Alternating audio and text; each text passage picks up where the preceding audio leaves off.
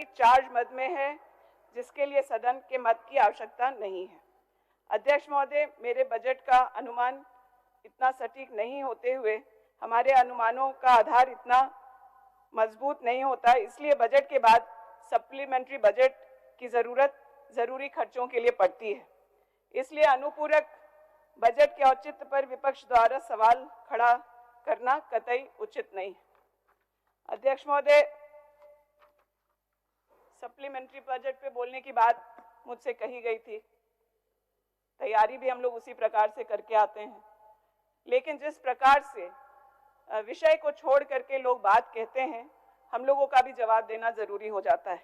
विषयांतर होने के लिए मैं थोड़ा क्षमा मांगूंगी, लेकिन भानु जी को आजकल इतना डर लग रहा है कि उन्हें सपने में भी कांग्रेस दिख रहा है। अध्यक्ष महोदय, आदरणीय राहुल गांधी जी के भारत जोड़ो यात्रा का डर कितना हुआ कि जैसे ही वो दिल्ली पहुंचने लगे, कोविड का हवा क्रिएट किया गया, कोविड प्रोटोकॉल घोषित कर दी जाती है अध्यक्ष महोदय, और जैसे ही वो यात्रा दिल्ली से पार हिमाचल जम्मू कश्मीर पहुंचने लगती है तो वो कोविड कहाँ गायब हो जाता है अध्यक्ष महोदय, वो पता नहीं। या यह हुआ होगा कि पीएम केयर्स में कुछ पैसा कम पड़ गया होगा, पीएम केयर्स के में कुछ पैसा कम हो गया होगा, तो फिर से पीएम केयर्स में करप्शन, अपने काले धन को वापस लाने के लिए इन लोगों ने कोविड का हवाला दिया होगा। अध्यक्ष महोदय, दीपिका जी क्या बोल रहे हैं? अध्यक्ष महोदय, एक सेकंड का सूचना। महोदय, राहुल गांधी जी की इन्होंने चर्चा की है। महान राहुल गांधी जी जब लंदन गए महोदय, तो दाढ़ी उनकी खत्म हो गई, स्मार्ट बन गए महोदय, इनको बताना चाहता हूँ इनको। अध्यक्ष महोदय, देश के तमाम लोग ये मानते हैं कि राहुल गांधी जी एक स्मार्ट नेता है, वो उनका विजन है और वो होने वाली परेशानियों को पहले भाप लेते हैं। सरकार में बैठे हुए लोगों को समझाने का भी प्रयास करते हैं, लेकिन इनके समझ नहीं आता है। ये नमस्ते लंदन और पता नहीं क्या क्या गुजरात में करा के कोविड लाए, उससे पहले हमारे स्मार्ट नेता ने आपको आगाह किया था, आप लोग नहीं माने थे। हमारे स्मार्ट नेता ने बताया था कि अडानी का बहुत बड़ा बलून, बहुत बड़ा गुब्बारा फुलाया गया है, वो गुब्बारा कभी भी फूट सकता है और ये देश की अर्थव्यवस्था धराशायी हो जाएगी, लेकिन इनके अनस्मार्ट नेता को कभी समझ नहीं आता। हमारे स्मार्ट नेता ने LIC और SBI माननीय सदस्य, एक मिनट देखिए ओझा जी, ठीक है, टोका टोकी होता है पॉलिटिक्स में, आप भी कुछ कटाक्ष करते हैं, लोग भी कटाक्ष के उत्तर देते हैं और मर्यादित ढंग से देते हैं, लेकिन सारा आदमी अगर कटाक्ष करने वाला बन जाएगा तो स्थिति बड़ी खराब हो जाता है। ये सब मत करिए, एक आध आदमी एक आध बात कभी कभी बोला करिए, ठीक है। चलिए दीपिका जी बोलिए। डर कितना है? आप लोग भी बोले भाई, आप लोग भी बोले, इनको डर कितना है? कभी बोले इनके जितने करप्ट नेता है वो कैसे, आज जो इनके साथ जो नेता हैं जो भ्रष्टाचार में लिप्त हैं, उन्हें डर ऐसा है कि वो कांग्रेस के डर से जाके भाजपा में बैठे हुए। अध्यक्ष महोदय, आप बोले दीजिए, बोले। अध्यक्ष महोदय, इरफान साहब बोले दीजिए उनको, बोले। बैठिए ना, इरफान भाई बैठिए, आप हम संभालेंगे। बोलिए। अध्यक्ष महोदय, इनको थोड़ा खुश करने वाली बात कर देती हूँ मैं। अध्यक्ष महोदय बहुत नाराज हो रहे हैं, इनको जरा थोड़ा खुश कर दिया जाए। मैं अपराध का डेटा बहुत पढ़ा जा रहा था, मैं उनके उस अपराध के डेटा में कुछ ऐड करना चाहती हूँ। अध्यक्ष महोदय, 2019 में 28,915 हत्या हुई, वही संख्या 20 में 29,193 हो गया और 21 में 29,270 के करीब है। दुष्कर्म की घटना बढ़ के 32,000 से बीच में घट के 28,000 हुआ, लेकिन फिर 32,000 के करीब पहुंचने वाला है। जो मानव तस्करी की घटना थी उसमें कुछ सुधार दिख रहा है। अध्यक्ष महोदय, पॉक्सो की जो घटना है वो 47,000 से कुछ बढ़ के 53,874 हो गया है। अध्यक्ष महोदय, ये डेटा झारखंड का नहीं है, ये NCRB का डेटा है जो पूरे देश की स्थिति बता रहा है। अध्यक्ष महोदय, महिलाओं के खिलाफ सबसे ज्यादा क्राइम रेट आसाम के भाजपा सरकार में है, 168.3। ऐसी ही हालत हरियाणा में है और किसकी सरकार है वो किसी से छुपा हुआ नहीं है। बच्चों के खिलाफ सबसे ज्यादा अपराध मध्य प्रदेश में भाजपा के सरकार में होता है। बच्चियों के रेप के मामले सबसे ज्यादा मध्य प्रदेश में होते हैं। गुजरात में पुलिस हिरासत में सबसे ज्यादा मौतें हुई, वहां किसकी सरकार है ये भी हम जानते हैं। देश में आत्महत्या करने वाला चौथा इंसान एक दिहाड़ी मजदूर है। उसका क्या कारण है अध्यक्ष महोदय? SC ST के मामले देश में लगातार बढ़े हैं। अध्यक्ष महोदय, मैं एक डाटा अब झारखंड का पढ़ देती हूँ, इन्हें कुछ तसल्ली होगी। झारखंड का डेटा मैं आपको 2019 में जो मर्डर का था वो मैं बताना चाहती हूँ। 15,080। उसमें उस वक्त रांची का नाम बड़ा रोशन हो रहा था। अध्यक्ष महोदय, रांची देश का मर्डर कैपिटल माना जाता था। 1580 हत्याएं रांची झारखंड में हुई। आज वो संख्या, इन्हें बहुत दुख होगा जान करके अध्यक्ष महोदय, वह संख्या 346 हो गया है। मतलब घट के 1/4 हो गया है। ये हमारे लॉ एंड ऑर्डर की स्थिति है। अध्यक्ष महोदय, रेप की घटना 1700 अगर 2019 में था तो आज वो रेप, इन्हें दुख होगा, लेकिन वो रेप की घटना 350 हो गया है। अध्यक्ष महोदय, मैंने बार बार कहा है कि महिलाओं के मुद्दों पर ये लोग राजनीति बंद करें और कोई भी घटना होती है तो वो बहुत दुखद है। जितने भी अंसारियों का नाम इन्होंने पढ़ा, क्रिमिनल का कोई जात नहीं होता, पहले भी समझाया गया है इन्हें। लेकिन वो जितने भी लोगों की बात करें, हमारी सरकार में वो जेल के सलाखों के पीछे हैं। जिसको भी न्याय मिलना चाहिए उसके लिए तुरंत, कोई घटना हुई बहुत दुखद है, लेकिन उन्हें न्याय भी त्वरित मिले, उसके लिए भी सरकार प्रयास कर रही है। अध्यक्ष महोदय,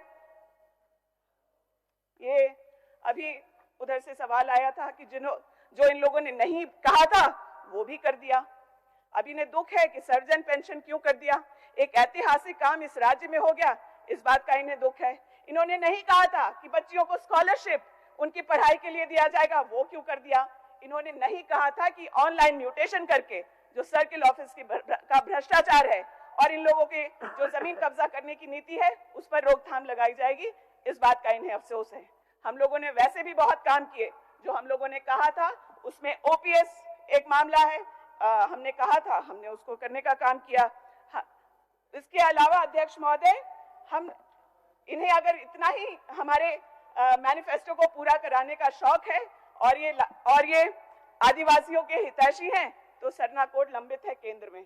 अगर इन्हें इतना आदिवासियों की चिंता है तो वो उस सरना कोड को यहाँ लागू कराने के लिए जो केंद्र सरकार की पहल हो सकती है वो कराएं। इनकी आदिवासियों के प्रति क्या मानसिकता है, इन्होंने सदन में बार बार उसको उजागर किया है। इनकी नेता सीमा पात्रा ने एक आदिवासी बच्ची के साथ अन्याय किया था, उसका नाम वो यहाँ नहीं बोलेंगे, या उसके प्रति जो कार्रवाई हो रही है उसकी बात नहीं करेंगे। इनके कई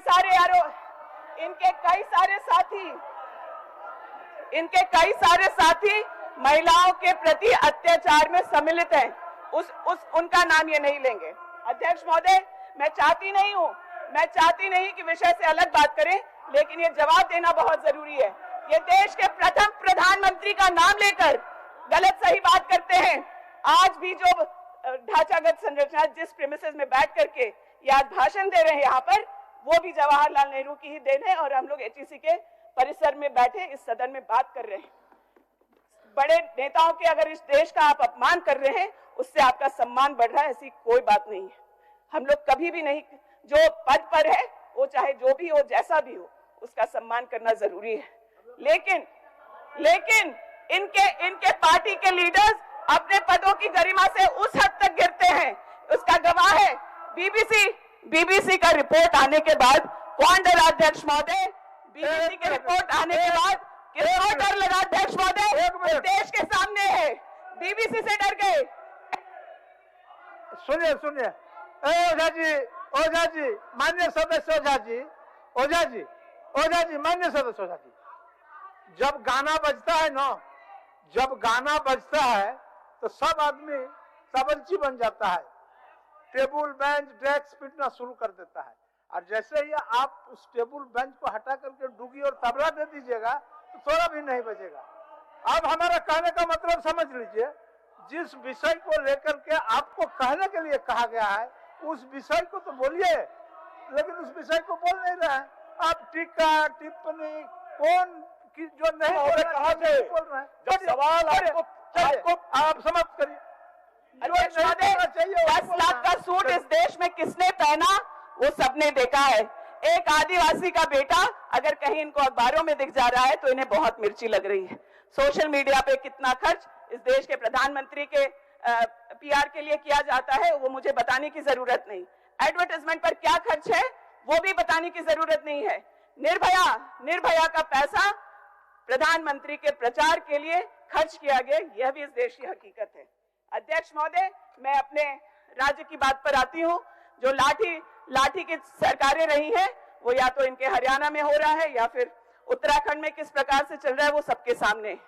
सरकार की प्राथमिकता में जिस तरह से अनुपूरक बजट आया है, सरकार की प्राथमिकता काफी साफ दिख रही है। अध्यक्ष महोदय, आपका समय समाप्त हुआ। कोविड जैसी विपत्ति। अध्यक्ष महोदय 2 मिनट मुझे समय चाहिए, 2 मिनट मुझे और आप समय देंगे, मेरा आग्रह है। कोविड जैसी आपदा अभी सुखाड़ की वजह से राज्य में है। हम लोगों ने जुलाई से ही पानी की जो कमी है उस पर बात करने की शुरुआत की थी और जिस प्रकार से कोविड में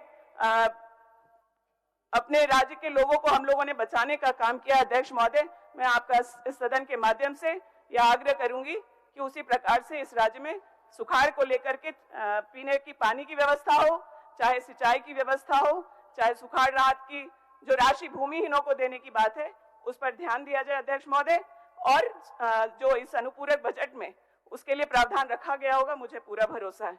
अध्यक्ष महोदय, इस राज्य में और जो जरूरी काम इस अनुपूरक बजट के माध्यम से होने चाहिए, क्योंकि आपदा जैसी स्थिति फिर से इस राज्य में है, तो खाद्य आपूर्ति को लेकर के जो चीजें हैं उसका ध्यान रखा जाएगा, मुझे पूरा भरोसा है।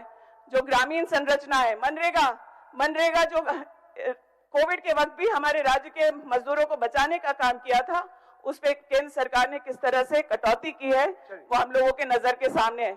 अध्यक्ष महोदय, जीडीपी 13% से गिर करके इस तिमाही 4% हो गई है। ये इनके केंद्र के खुद के आंकड़े हैं। उसका प्रभाव हमारे राज्य पे कैसे कम से कम पड़े, उसके लिए जरूरी था कि अनुपूरक बजट आए और मैं सदन से उसके समर्थन में अपनी इतनी बात कहते हुए समाप्त करूंगी। धन्यवाद अध्यक्ष महोदय। प्रदीप यादव जी।